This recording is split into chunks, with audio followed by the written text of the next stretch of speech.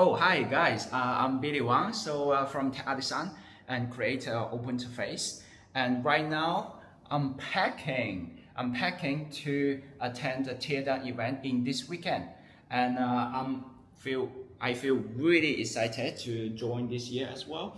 And this time, I'm not only share our Mini-KVM there, but also we having a new Mini-KVM Lite. And you will see this prototype in action there.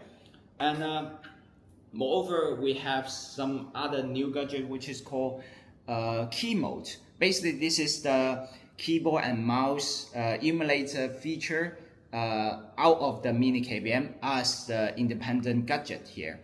And more excitingly, and of course I feel a little bit nervous, is that I'm preparing my presentation about Crowdfunding 101, which is I'm going to share my story, how I developed this Mini-KVM and how we do the product launch, and also how we do the marketing. So it's you into open source and gadget creation, then I think you shouldn't miss out.